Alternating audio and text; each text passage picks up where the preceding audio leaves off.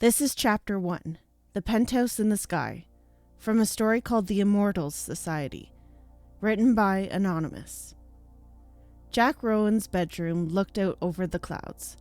Every morning he woke to a view of Manhattan so high up the city seemed unreal, a shifting pattern of tiny yellow taxis, blinking lights, and steam rising from rooftops. The Aurora Tower was one of the tallest buildings in the Western Hemisphere, a blade of glass and steel that cut through the clouds and reflected the sunrise in 1,000 shards of gold. To most people, living there would have been a fantasy. To Jack, it was normal. Too normal. His mother, Eleanor, was in the kitchen of the penthouse, arranging breakfast the same way she always did. Precision, elegance, calm.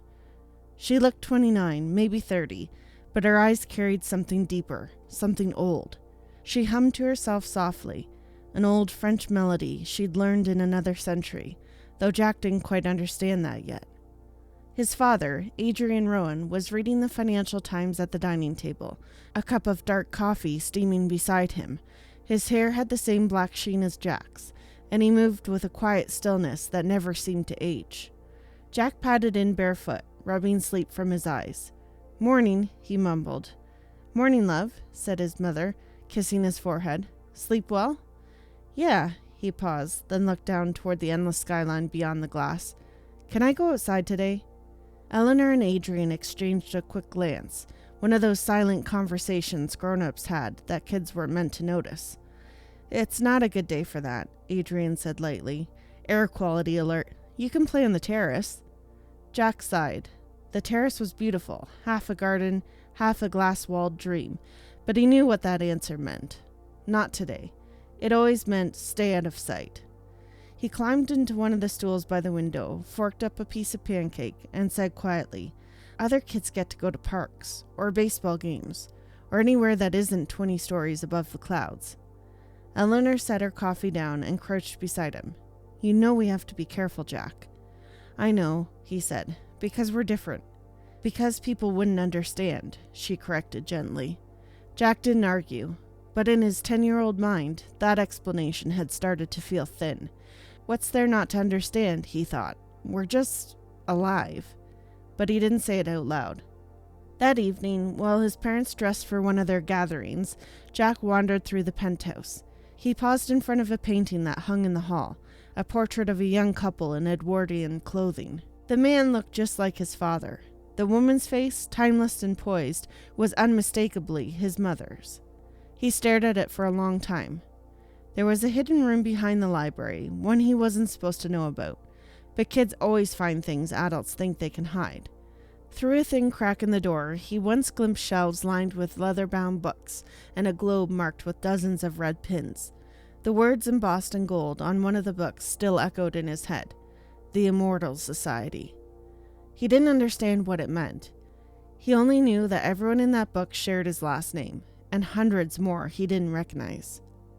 That night, as lightning flashed over the Hudson, Eleanor came into Jack's room holding an envelope. "Something arrived for you," she said with a small smile. Jack tore it open. Inside was a glossy brochure with bright green pine trees and a sapphire blue lake across the front. The words read, "Camp Birch Lake. Adventure. Friendship. Discovery." "Camp?" Jack blinked. "For me?"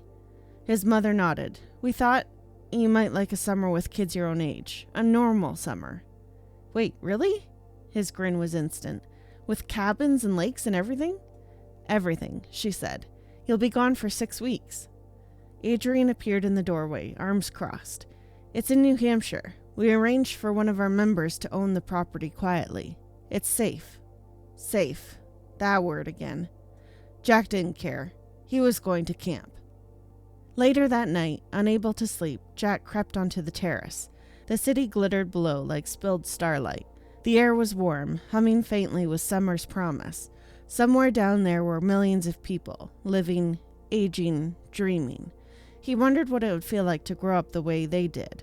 To get older, taller, maybe even wrinkle someday. His parents never changed. Their friends never changed.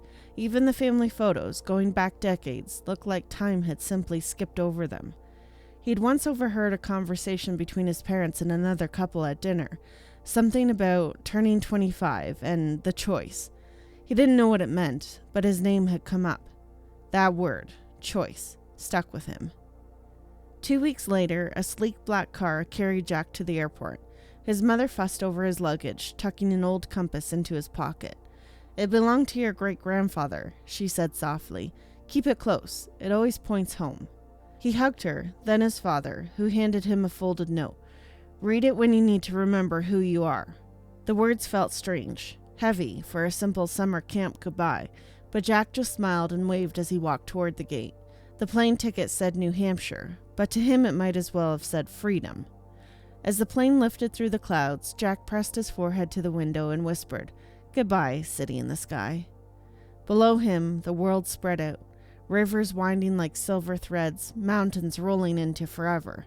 He had no idea that this summer, his first real taste of ordinary life, would change everything he thought he knew about being alive.